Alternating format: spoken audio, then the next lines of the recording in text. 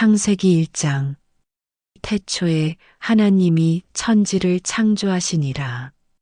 그 땅이 혼돈하고 공허하며 흑암이 깊음 위에 있고 하나님의 영은 수면 위에 운행하시니라.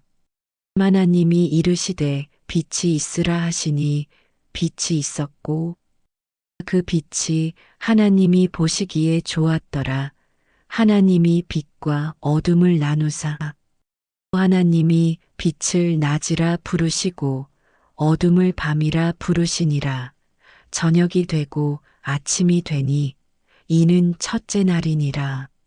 하나님이 이르시되 물 가운데에 궁창이 있어 물과 물로 나뉘라 하시고 하나님이 궁창을 만드사 궁창 아래의 물과 궁창 위의 물로 나뉘게 하시니 그대로 되니라.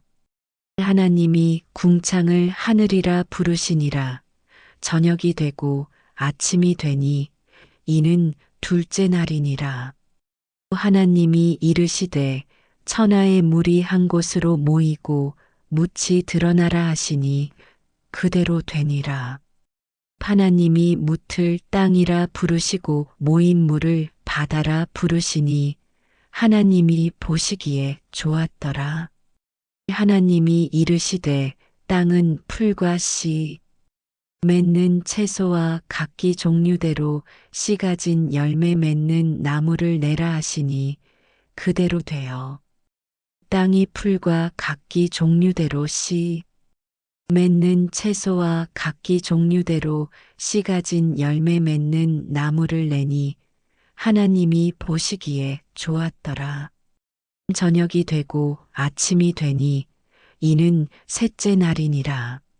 하나님이 이르시되 하늘의 궁창에 광명체들이 있어 낮과 밤을 나뉘게 하고 그것들로 징조와 계절과 날과 해를 이루게 하라. 또 그 광명체들이 하늘의 궁창에 있어 땅을 비추라 하시니 그대로 되니라. 하나님이 두 큰 광명체를 만드사 큰 광명체로 낮을 주관하게 하시고 작은 광명체로 밤을 주관하게 하시며 또 별들을 만드시고 하나님이 그것들을 하늘의 궁창에 두어 땅을 비추게 하시며 낮과 밤을 주관하게 하시고 빛과 어둠을 나뉘게 하시니 하나님이 보시기에 좋았더라. 저녁이 되고 아침이 되니 이는 넷째 날이니라. 하나님이 이르시되 물들은 생물을 번성하게 하라. 땅 위 하늘의 궁창에는 새가 나르라 하시고 하나님이 큰 바다 짐승들과 물에서 번성하여 움직이는 모든 생물을 그 종류대로 날개 있는 모든 새를 그 종류대로 창조하시니 하나님이 보시기에 좋았더라. 하나님이 그들에게 복을 주시며 이르시되 생육하고 번성하여 여러 바닷물에 충만하라. 새들도 땅에 번성하라 하시니라. 저녁이 되고 아침이 되니 이는 다섯째 날이니라. 하나님이 이르시되 땅은 생물을 그 종류대로 내되 가축과 기는 것과 땅의 짐승을 종류대로 내라 하시니 그대로 되니라. 하나님이 땅의 짐승을 그 종류대로 가축을 그 종류대로 땅에 기는 모든 것을 그 종류대로 만드시니 하나님이 보시기에 좋았더라. 하나님이 이르시되 우리의 형상을 따라 우리의 모양대로 우리가 사람을 만들고 그들로 바다의 물고기와 하늘의 새와 가축과 온 땅과 땅에 기는 모든 것을 다스리게 하자 하시고 하나님이 자기 형상 곧 하나님의 형상대로 사람을 창조하시되 남자와 여자를 창조하시고 하나님이 그들에게 복을 주시며 하나님이 그들에게 이르시되 생육하고 번성하여 땅에 충만하라. 땅을 정복하라. 바다의 물고기와 하늘의 새와 땅에 움직이는 모든 생물을 다스리라 하시니라. 하나님이 이르시되 내가 온 지면에 씨 맺는 모든 채소와 씨 가진 열매 맺는 모든 나무를 너희에게 주노니 너희의 먹을거리가 되리라. 또 땅의 모든 짐승과 하늘의 모든 새와 생명이 있어 땅에 기는 모든 것에게는 내가 모든 푸른 풀을 먹을거리로 주노라 하시니 그대로 되니라. 하나님이 지으신 그 모든 것을 보시니 보시기에 심히 좋았더라. 저녁이 되고 아침이 되니 이는 여섯째 날이니라.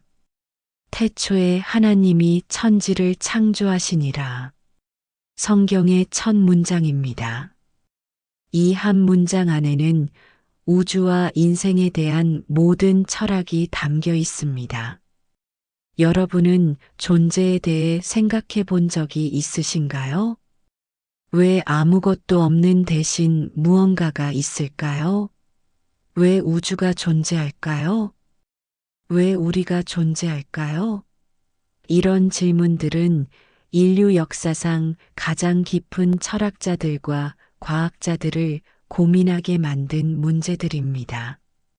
성경은 이 모든 질문에 대해 명확한 답을 제시합니다. 모든 것의 시작에는 하나님이 계신다는 것입니다. 우연이 아니라 의도가, 무질서가 아니라 목적이, 무의미가 아니라 사랑이 모든 존재의 근원이라는 것입니다. 혼돈에서 질서로 창조의 패턴. 그 땅이 혼돈하고 공허하며 흑암이 깊음 위에 있고 하나님의 영은 수면 위에 운행하시니라.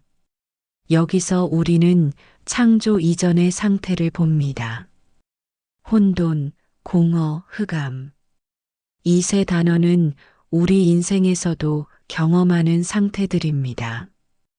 때로는 모든 것이 뒤죽박죽이고 공허하며 앞이 보이지 않는 어둠 속에 있는 것 같을 때가 있습니다. 직장을 잃었을 때, 사랑하는 사람을 떠나보냈을 때, 건강을 잃었을 때, 꿈이 무너졌을 때, 우리는 이런 혼돈과 공허와 흑암을 경험합니다. 중년의 위기, 갱년기의 우울, 은퇴 후의 허탈감, 이 모든 것이 인생의 혼돈 상태들입니다.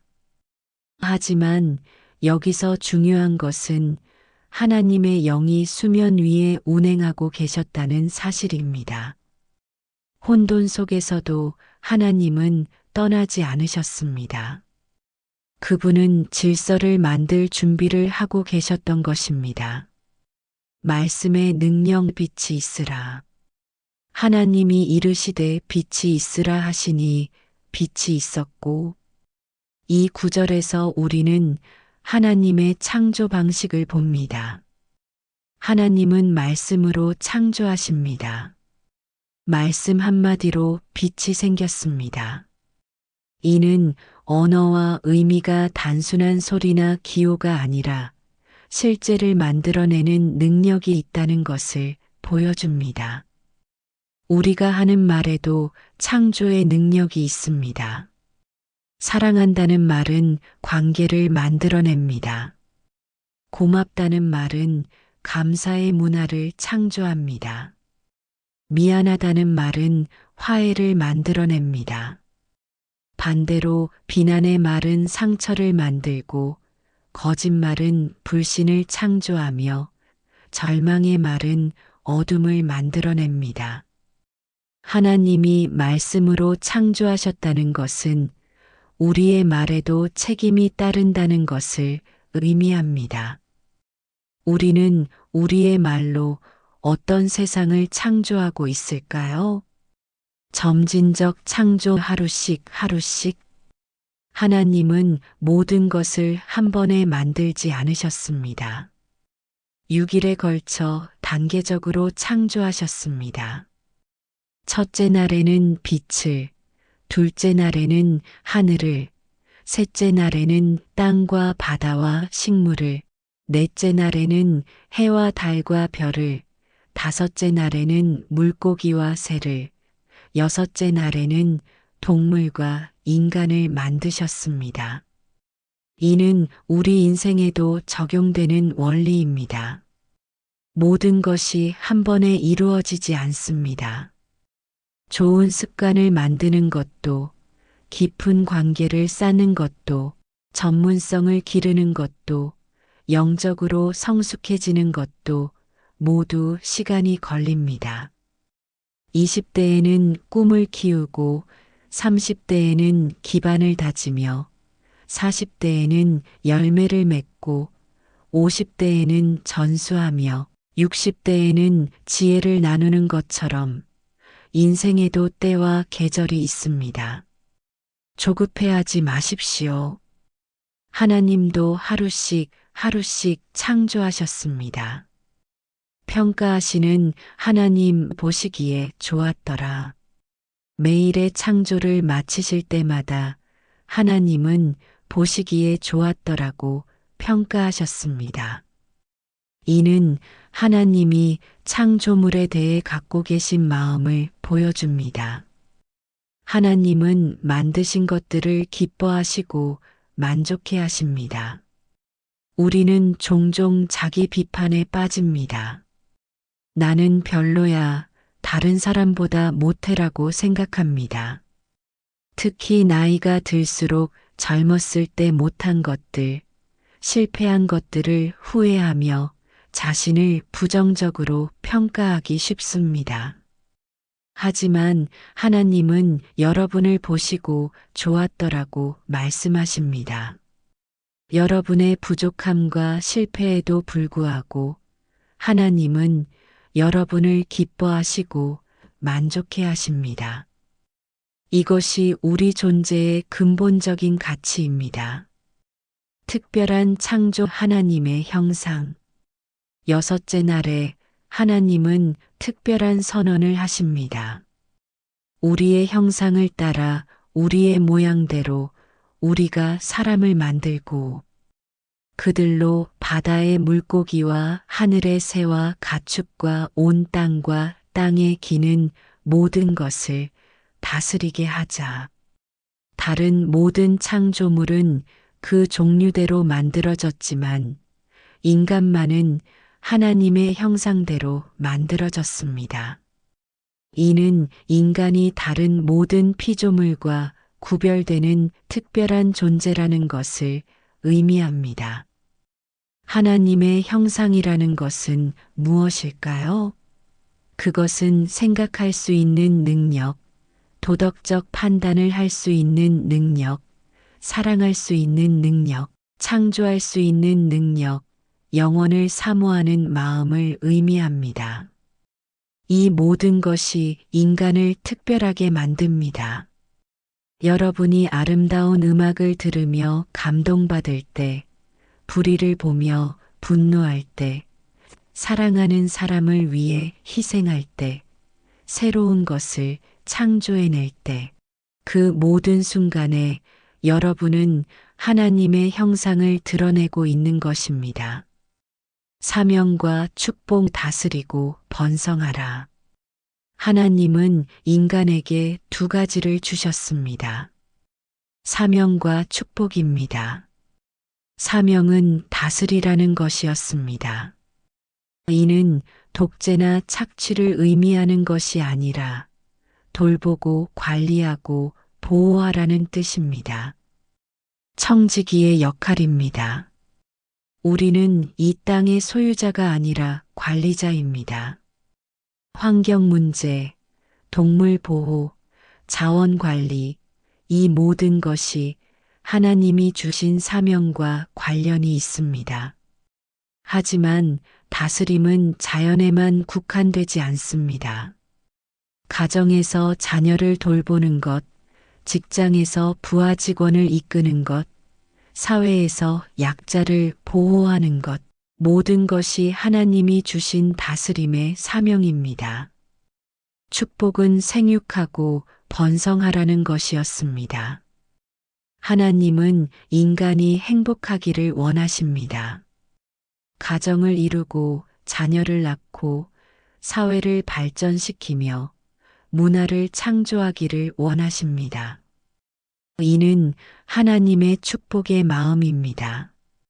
남자와 여자 동등하지만 다른 하나님이 자기 형상 곧 하나님의 형상대로 사람을 창조하시되 남자와 여자를 창조하시고 남자와 여자 모두 하나님의 형상대로 창조되었습니다.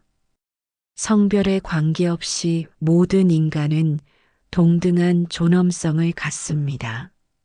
하지만 동시에 남자와 여자는 서로 다르게 창조되었습니다. 이 다름은 열등함이 아니라 상호 보완성을 의미합니다. 결혼 생활을 해보신 분들은 아실 겁니다. 남편과 아내는 정말 다릅니다. 생각하는 방식도, 감정 표현도, 문제 해결 방식도 다릅니다. 이 다름 때문에 갈등이 생기기도 하지만 바로 이 다름 때문에 서로가 완성되기도 합니다. 가정에서든 직장에서든 사회에서든 남자와 여자의 다름을 인정하고 존중할 때 더 풍성한 공동체가 만들어집니다. 완성된 창조 심히 좋았더라. 하나님이 지으신 그 모든 것을 보시니 보시기에 심히 좋았더라. 매일매일 좋았더라고 하시던 하나님이 마지막에는 심히 좋았더라고 하십니다. 모든 창조가 완성되었을 때 하나님은 깊은 만족감을 표현하셨습니다. 이는 하나님이 창조하신 세상이 본질적으로 선하다는 것을 의미합니다. 물론 지금 우리가 경험하는 세상에는 고통과 악이 있습니다. 하지만 그것은 창조 자체의 문제가 아니라 창조가 왜곡된 것입니다. 하나님이 만드신 세상의 본질은 여전히 선합니다. 자연의 아름다움, 인간의 사랑, 예술의 감동, 진리의 기쁨, 이 모든 것이 하나님이 창조하신 세상의 본래 모습을 보여주는 흔적들입니다. 아무리 어둡고 절망적인 상황에서도 우리가 희망을 품을 수 있는 이유는 이 세상이 본질적으로 하나님의 선하심으로 창조되었기 때문입니다. 창조의 의미 우리는 누구인가? 창세기 1장이 우리에게 주는 메시지를 정리해 보면 이렇습니다. 첫째, 우리의 존재는 우연이 아닙니다. 하나님의 의도와 사랑으로 창조되었습니다. 그러므로 여러분의 인생에는 목적과 의미가 있습니다. 둘째, 우리는 하나님의 형상대로 창조된 특별한 존재입니다. 그러므로 여러분은 존귀하고 가치 있는 존재입니다. 셋째, 우리에게는 이 세상을 돌볼 사명이 주어졌습니다. 그러므로 여러분의 일, 여러분의 관계, 여러분의 삶 자체가 하나님의 뜻을 실현하는 거룩한 사명입니다. 넷째, 하나님은 우리를 보시고 기뻐하십니다. 실패와 부족함에도 불구하고 하나님은 여러분을 심히 좋다고 말씀하십니다. 이제 우리는 하나님이 어떻게 인간을 더 자세히 창조하시고 어떤 관계를 맺으시려 했는지를 창세기 2장에서 더 깊이 살펴보겠습니다. 창조의 놀라운 이야기는 이제 시작일 뿐입니다. 창세기 2장. 천지와 만물이 다 이루어지니라. 하나님이 그가 하시던 일을 일곱째 날에 마치시니 그가 하시던 모든 일을 일곱째 날에 안식하시니라. 하나님이 그 일곱째 날을 복되게 하사 거룩하게 하셨으니 이는 하나님이 그 창조하시며 만드시던 모든 일을 마치시고 그 날에 안식하셨음이니라. 이것이 천지가 창조될 때에 하늘과 땅의 내력이니 여호와 하나님이 땅과 하늘을 만드시던 날에 여호와 하나님이 땅에 비를 내리지 아니하셨고 땅을 갈 사람도 없었으므로 들에는 초목이 아직 없었고 밭에는 채소가 나지 아니하였으며 안개만 땅에서 올라와 온 지면을 적셨더라. 여호와 하나님이 땅의 흙으로 사람을 지으시고 생기를 그 코에 불어넣으시니 사람이 생명이 되니라. 여호와 하나님이 동방의 에덴에 동산을 창설하시고 그 지으신 사람을 거기 두시니라. 여호와 하나님이 그 땅에서 보기에 아름답고 먹기에 좋은 나무가 나게 하시니 동산 가운데에는 생명나무와 선악을 알게 하는 나무도 있더라. 강이 에덴에서 흘러나와 동산을 적시고 거기서부터 갈라져 네 근원이 되었으니 첫째의 이름은 비손이라 금이 있는 하윌라온 땅을 둘렀으며 그 땅의 금은 순금이요 그곳에는 베델리엄과 호마노도 있으며 둘째 강의 이름은 기온이라 구스온 땅을 둘렀고 셋째 강의 이름은 hit데겔이라 아수르 동쪽으로 흘렀으며 넷째 강은 유브라 되더라.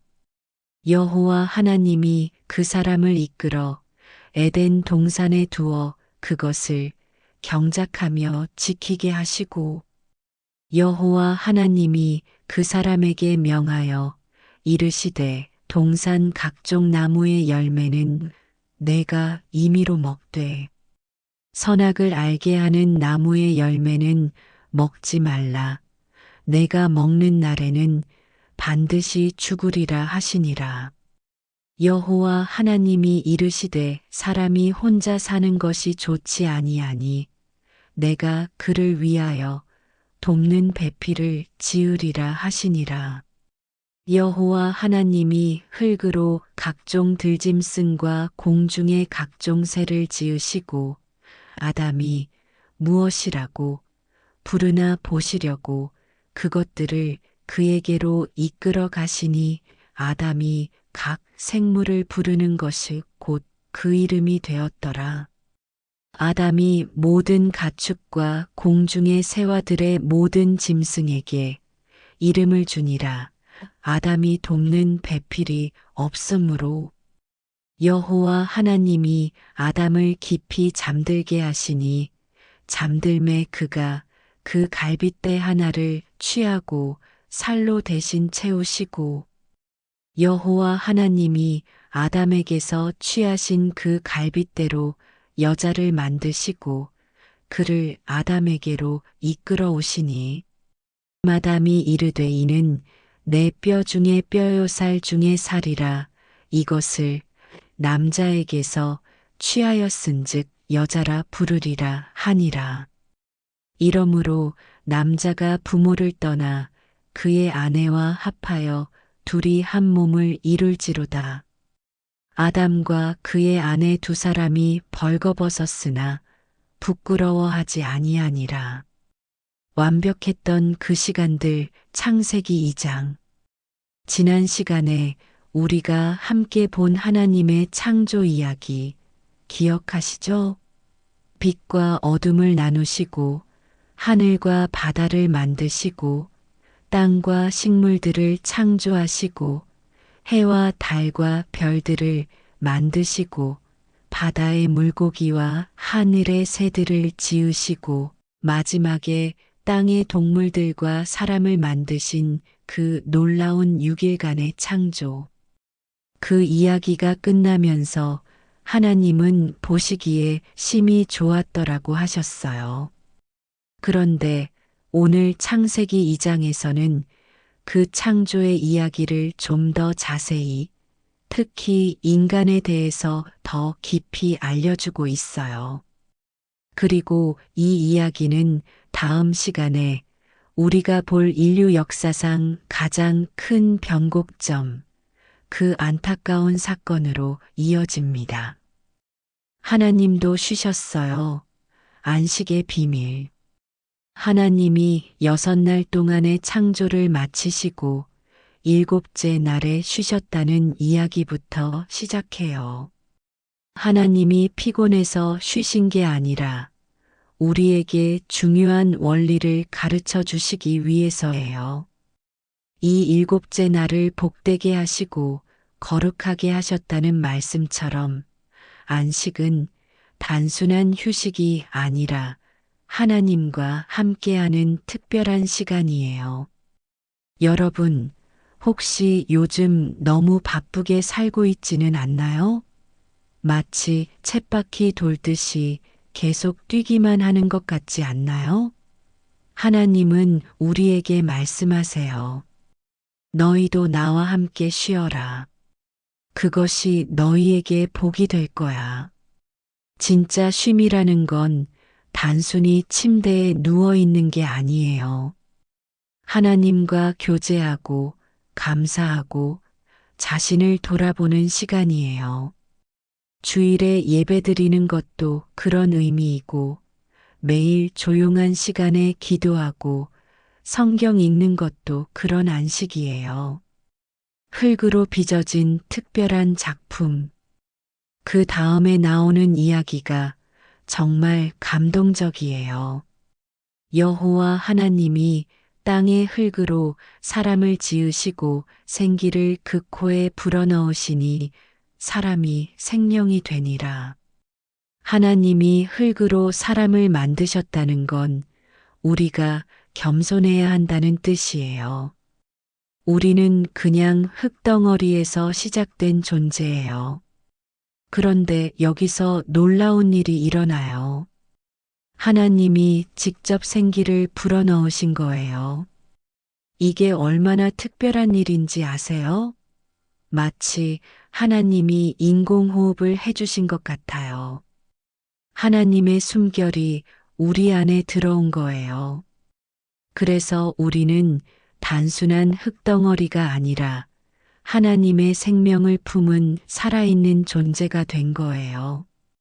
여러분이 가끔 자신을 하찮게 여길 때가 있나요? 나는 별거 아니야. 그냥 평범한 사람이야 라고 생각할 때 말이에요. 그럴 때마다 이 말씀을 기억해 주세요. 여러분 안에는 하나님의 숨결이 있다는 것을요. 여러분은 하나님이 직접 숨을 불어넣어 주신 특별한 작품이에요. 에덴 동산의 첫 직장. 그리고 하나님은 인간을 위해 특별한 곳을 준비하셨어요. 바로 에덴 동산이에요. 그곳에는 아름다운 나무들과 강이 있었고 모든 것이 완벽했어요. 하나님은 사람을 그곳에 두시고 경작하고 지키게 하셨어요. 이게 인류 최초의 직업이에요.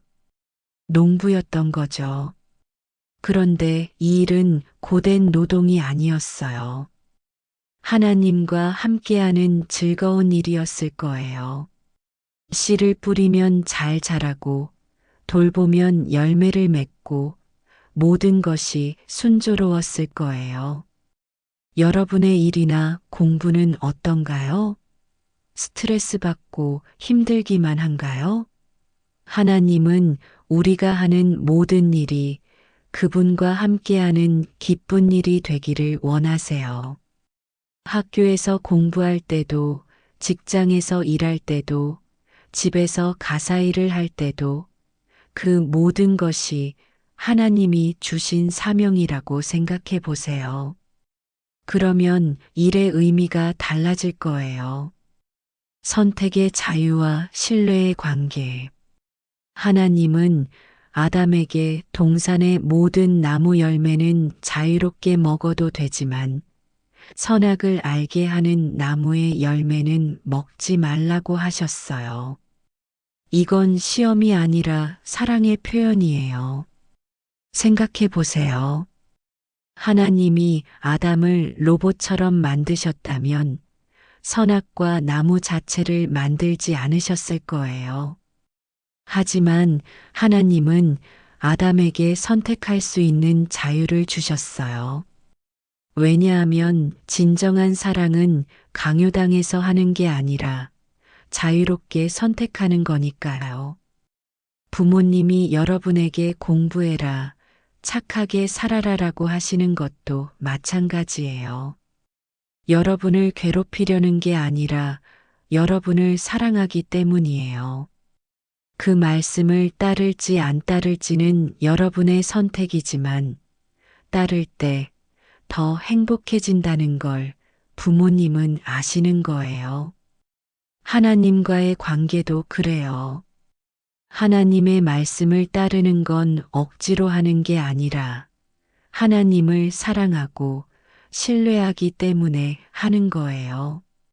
그런데 안타깝게도 인간은 이 선택의 기로에서 잘못된 결정을 하게 되는데 그 이야기는 다음 시간에 자세히 나눌게요.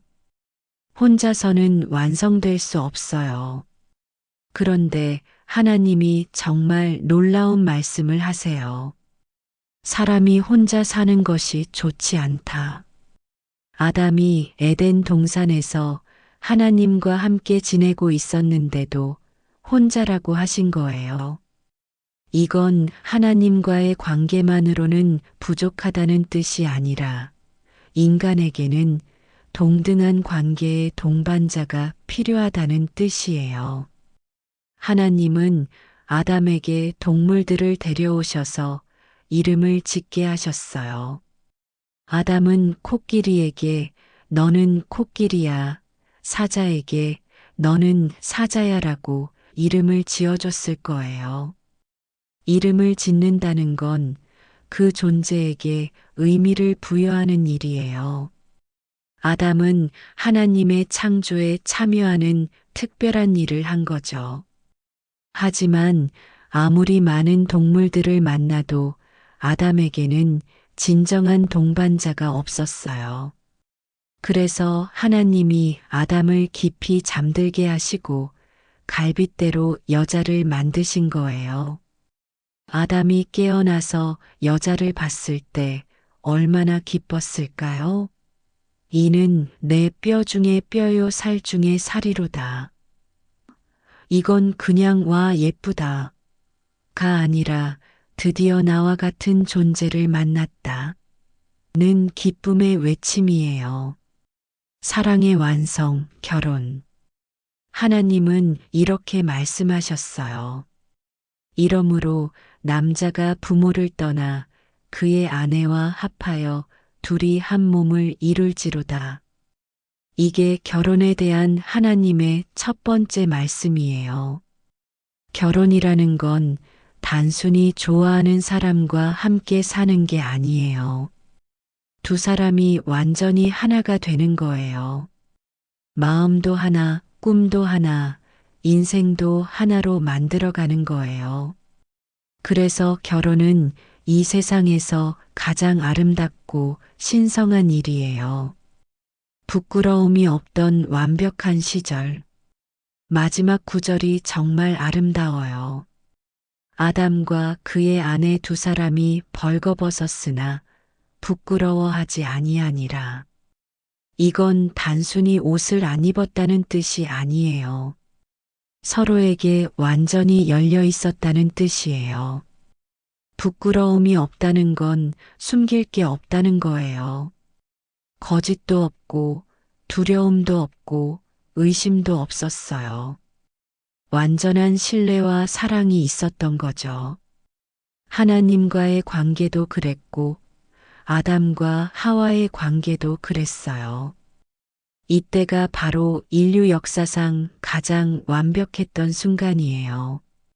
하나님과 인간이 친구처럼 대화하고, 남자와 여자가 완전히 하나 되어 살고, 모든 것이 조화롭고 아름다웠던 때, 이것이 바로 하나님이 원래 계획하셨던 세상이었어요.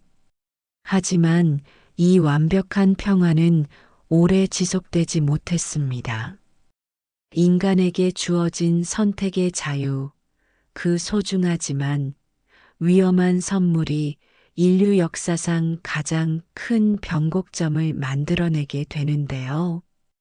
과연 에덴 동산에서 무슨 일이 일어났을까요? 하나님이 먹지 말라고 하신 그 선악과 나무 앞에서 아담과 하와는 어떤 선택을 했을까요? 그리고 그 선택이 우리에게는 어떤 영향을 미쳤을까요? 다음 창세기 3장에서는 인류의 타락과 그 안에 숨겨진 희망의 약속까지 함께 살펴보겠습니다. 오늘 우리가 본 이 완벽했던 시간들을 기억하며 그 완벽함이 어떻게 깨어졌는지, 그리고 하나님은 그것을 어떻게 회복시키려고 하시는지 함께 알아가도록 해요. 창세기 3장. 그런데 뱀은 여호와 하나님이 지으신 들짐승 중에 가장 강교하니라. 뱀이 여자에게 물어 이르되 하나님이 참으로 너희에게 동산 모든 나무의 열매를 먹지 말라 하시더냐. 여자가 뱀에게 말하되 동산 나무의 열매를 우리가 먹을 수 있으나 동산 중앙에 있는 나무의 열매는 하나님의 말씀에 너희는 먹지도 말고 만지지도 말라 너희가 죽을까 하노라 하셨느니라. 뱀이 여자에게 이르되 너희가 결코 죽지 아니하리라. 너희가 그것을 먹는 날에는 너희 눈이 밝아져 하나님과 같이 되어 선악을 알 줄 하나님이 아심이니라. 여자가 그 나무를 본즉 먹음직도 하고 보암직도 하고 지혜롭게 할 만큼 탐스럽기도 한 나무인지라. 여자가 그 열매를 따먹고 자기와 함께 있는 남편에게도 주매 그도 먹은지라. 이에 그들의 눈이 밝아져 자기들이 벗은 줄을 알고 무화과나무 잎을 엮어 치마로 삼았더라.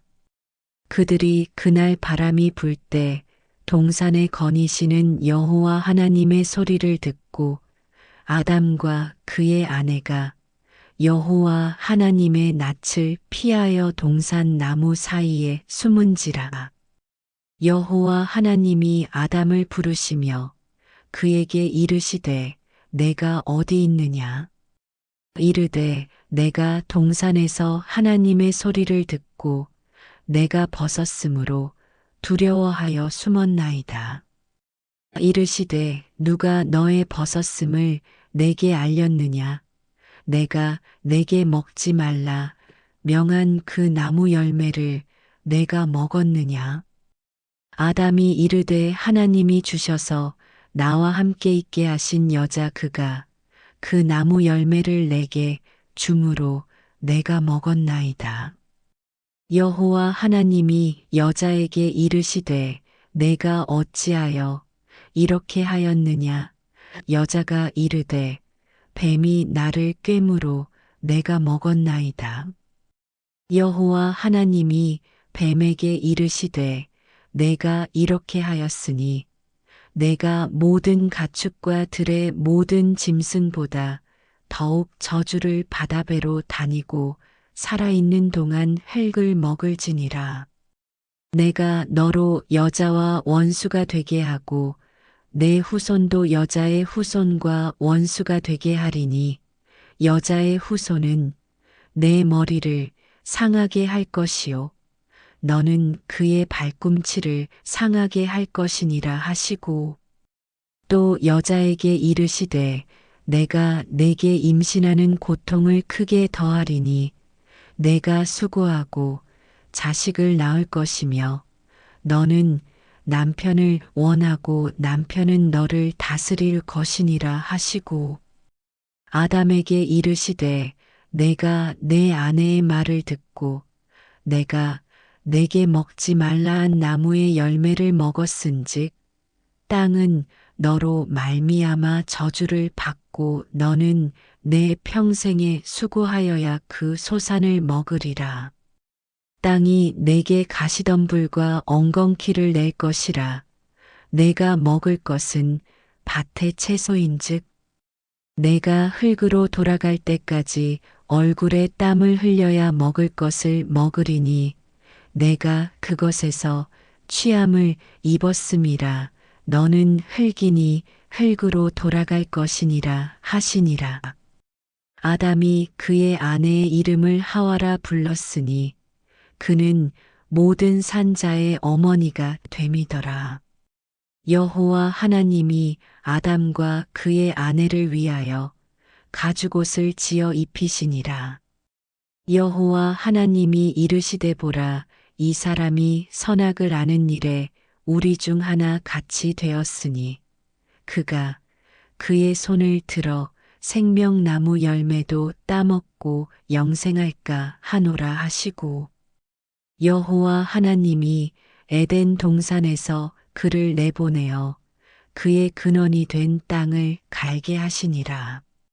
이같이 하나님이 그 사람을 쫓아내시고 에덴 동산 동쪽의 그룹들과 두루 도는 불칼을 두어 생명나무의 길을 지키게 하시니라. 타락과 회복의 시작. 지난 시간에 우리는 에덴 동산의 완벽한 모습을 보았습니다. 하나님과 인간 사이의 완전한 교제, 아담과 하와 사이의 순수한 사랑, 일의 기쁨과 안식의 평화가 있었죠. 하지만 창세기 3장에서는 이 모든 아름다움이 어떻게 깨어지게 되었는지, 그리고 그 절망적인 상황 속에서도 하나님의 사랑이 어떻게 역사하셨는지를 보게 됩니다. 강교한 속삭임 의심의 씨앗. 뱀이 여자에게 물어 가로되 하나님이 참으로 동산 모든 나무의 실과를 먹지 말라 하시더냐. 창세기 3장은 한 마리 뱀의 교묘한 질문으로 시작됩니다. 이 뱀은 단순한 동물이 아닙니다. 성경은 이 뱀을 들짐승 중에 가장 강교한 존재로 묘사하며 이는 사탄을 상징합니다. 뱀의 첫 번째 전략은 하나님의 말씀을 왜곡하는 것이었습니다. 하나님은 선악을 알게 하는 나무의 실과는 먹지 말라고 하셨는데 뱀은 동산 모든 나무의 실과를 먹지 말라 하시더냐고 과장해서 말합니다. 마치 하나님이 모든 자유를 빼앗는 억압적인 존재인 것처럼 묘사한 것입니다. 우리도 이런 유혹을 경험합니다. 정말 그렇게 살아야 해? 좀 더 자유롭게 살면 안 돼? 이런 속삭임들이 우리 마음에 들려올 때가 있습니다. 특히 힘들고 답답한 상황에서 하나님의 말씀이 부담스럽게 느껴질 때 이런 의심의 씨앗이 우리 마음에 뿌려집니다. 하와는 뱀에게 정확하게 대답했습니다. 동산 중앙에 있는 나무의 실과는 하나님의 말씀에 너희는 먹지도 말고 만지지도 말라 그렇지 않으면 너희가 죽으리라 하셨느니라. 하지만 여기서 뱀은 더 대담한 거짓말을 합니다. 거짓말의 정점 마이너스 너희가 결코 죽지 아니하리라. 뱀은 하나님의 말씀을 정면으로 부정합니다. 너희가 결코 죽지 아니하리라. 너희가 그것을 먹는 날에는 너희 눈이 밝아 하나님과 같이 되어 선악을 알 줄을 하나님이 아심이니라. 이것은 인류 역사상 첫 번째 거짓말이었습니다. 그리고 이 거짓말의 핵심은 하나님과 같이 될 수 있다는 교만한 욕망을 자극하는 것이었습니다. 생각해 보십시오. 현대를 살아가는 우리에게도 똑같은 유혹이 다가옵니다. 성공하면 행복해질 거야. 돈이 많으면 모든 문제가 해결될 거야. 이 사람과 결혼하면 완벽해질 거야. 이 직장에 들어가면 인정받을 거야. 모두 하나님이 없어도 내가 스스로 완전해질 수 있어라는 뱀의 거짓말과 같은 맥락입니다. 욕망의 삼중주 보기에 좋고 먹음직하고 지혜롭게 할 만큼 여자가 그 나무를 본즉 먹음직도 하고 보기에도 아름답고 지혜롭게 할 만큼 탐스럽기도 한 나무인지라. 하와는 세 가지 욕망에 사로잡혔습니다. 육신의 정욕 먹음직, 안목의 정욕 보기에 아름다움, 이생의 자랑 지혜롭게 할 만큼 탐스러움. 이는 오늘날 우리를 유혹하는 모든 죄의 패턴과 동일합니다. 20대에는 성공에 대한 욕망이, 30대에는 인정에 대한 갈망이, 40대에는 소유에 대한 집착이, 50대에는 권력에 대한 욕심이, 60대에는 영향력에 대한 욕구가 우리를 유혹합니다. 나이와 상황은 다르지만 본질적으로는 같은 유혹입니다. 결국 하와는 그 실과를 따서 먹고 함께 있던 남편에게도 주어 먹게 했습니다. 여기서 주목할 점은 아담이 전혀 저항하지 않았다는 것입니다. 그는 아내의 행동을 그대로 따랐습니다. 눈이 밝아진 비극 부끄러움의 발견. 이에 그들의 눈이 밝아 자신들의 벌거벗었음을 알고 무화과 잎을 엮어 치마를 하였더라. 뱀의 말대로 그들의 눈이 밝아졌습니다. 하지만 그 결과는 축복이 아니라 저주였습니다. 그들이 처음 본 것은 자신들의 벌거벗음, 즉 부끄러움이었습니다. 이전에는 아담과 그 아내 두 사람이 벌거벗었으나 부끄러워하지 아니하니라고 했는데 이제는 서로를 보는 것조차 부끄러워하게 되었습니다. 죄는 관계를 파괴합니다. 가장 친밀했던 사이도 어색하고 불편하게 만듭니다. 우리도 경험해 보지 않았나요? 거짓말을 한 후 상대방과 눈을 마주치기 어려워지는 것, 잘못을 저지른 후 가족들 앞에서 어색해지는 것, 양심에 거슬리는 일을 한 후 하나님 앞에 나아가기 두려워지는 것 말입니다. 하나님을 피해 숨는 인간. 그들이 그날 바람이 불 때 동산에 거니시는 여호와 하나님의 음성을 듣고 아담과 그 아내가 여호와 하나님의 낯을 피하여 동산 나무 사이에 숨더라. 얼마나 비극적인 장면입니까? 이전에는 하나님과 자유롭게 교제하던 인간이 이제는 하나님의 음성을 듣고 숨어버립니다. 죄는 하나님과의 관계를 단절시킵니다. 하지만 여기서 우리가 놓치지 말아야 할 것은 하나님께서 여전히 그들을 찾고 계신다는 것입니다. 아담아, 내가 어디 있느냐? 이는 하나님이 아담의 위치를 몰라서 하신 질문이 아닙니다. 이는 회복의 기회를 주시는 하나님의 사랑의 부르심입니다. 오늘날에도 마찬가지입니다. 우리가 죄를 짓고 하나님을 피해 숨어도 하나님은 여전히 우리를 찾고 계십니다. 내가 어디 있느냐? 왜 나에게서 멀어졌느냐? 돌아오지 않겠느냐? 책임 전가의 시작. 하나님의 질문에 대한 아담의 대답은 충격적입니다. 하나님이 주셔서 나와 함께하게 하신 여자 그가 그 나무 실과를 내게 주므로 내가 먹었나이다. 아담은 하와를 탓할 뿐만 아니라 은근히 하나님까지 탓합니다. 하나님이 주셔서라는 표현에서 그것을 볼 수 있습니다.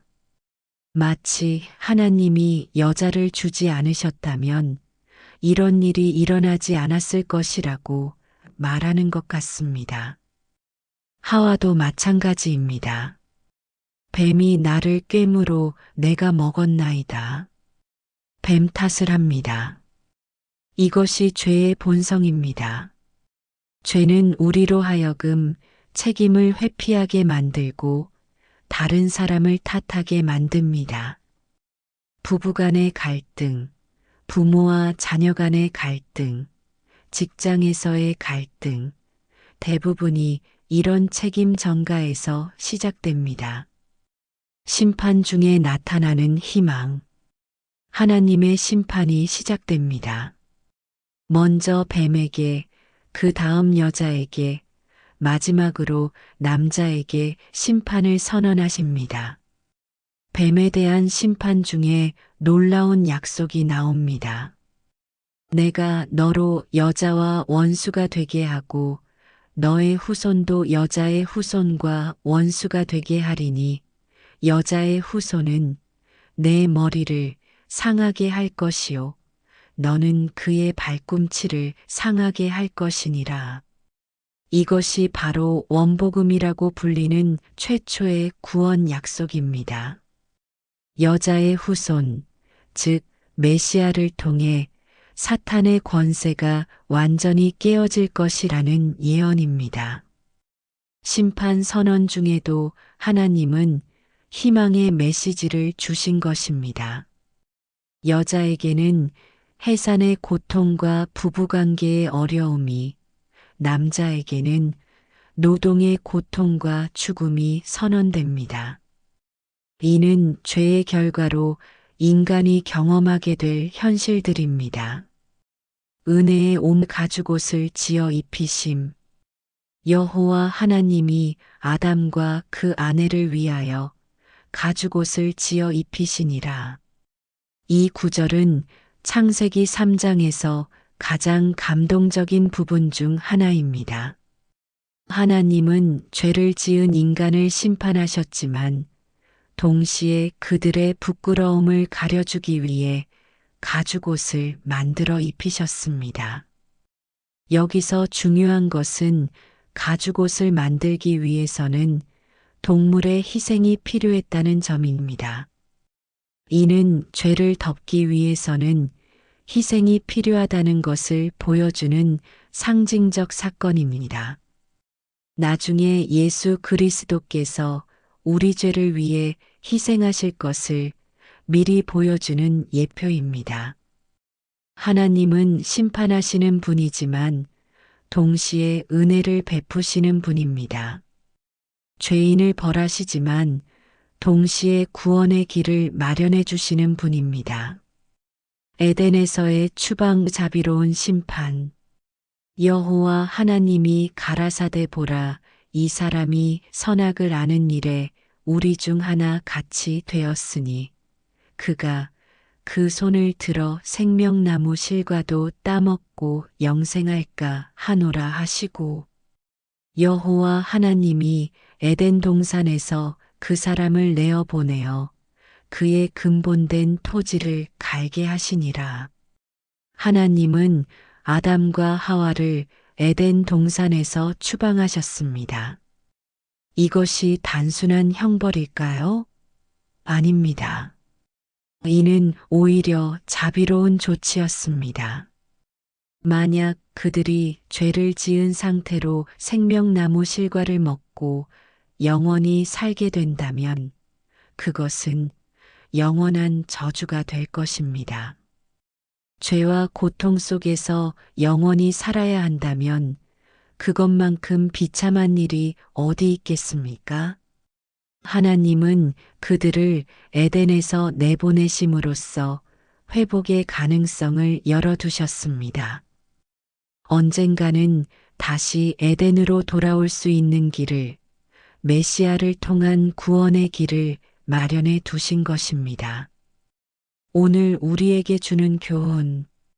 창세기 3장이 현대를 살아가는 우리에게 주는 교훈은 무엇일까요? 첫째, 죄의 유혹은 언제나 우리 곁에 있습니다. 하나님의 말씀을 의심하게 하고 더 나은 것이 있다고 속삭이며 하나님과 같이 될 수 있다고 유혹합니다. 우리는 이런 유혹을 분별하고 물리칠 수 있는 영적 분별력을 길러야 합니다. 둘째, 죄를 지었을 때 책임을 전가하지 말고 솔직하게 인정해야 합니다.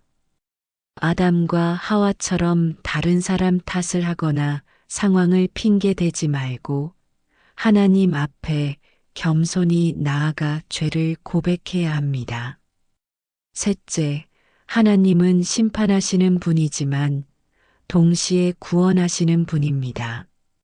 죄의 결과는 심각하지만 그 속에서도 하나님의 은혜와 구원 계획이 역사합니다. 우리는 이 희망을 붙잡고 살아가야 합니다. 넷째, 우리가 경험하는 모든 고통과 어려움은 죄의 결과입니다. 하지만 절망하지 마십시오. 예수 그리스도를 통해 이미 구원의 길이 열렸고 언젠가는 모든 고통이 끝나고 새 하늘과 새 땅에서 영원한 기쁨을 누리게 될 것입니다. 타락에서 회복으로. 창세기 3장은 비극적인 타락의 이야기이지만 동시에 희망의 이야기이기도 합니다. 죄가 모든 것을 파괴했지만 하나님의 사랑은 그보다 더 크셨습니다. 이제 우리는 창세기 4장에서 이 타락한 세상에서 인간이 어떻게 살아가게 되는지, 죄가 어떻게 세대를 이어가며 확산되는지, 그리고 그 속에서도 하나님을 찾는 사람들이 어떻게 살아가는지를 보게 될 것입니다. 타락의 이야기는 끝났지만 회복을 향한 긴 여정은 이제 시작일 뿐입니다. 다음 창세기 4장을 통해 하나님은 우리를 어떻게 만나 주실까요? 다음 영상도 만나기를 소망하면서 영상이 마음에 드셨다면 좋아요와 구독 알림 설정 부탁드려요.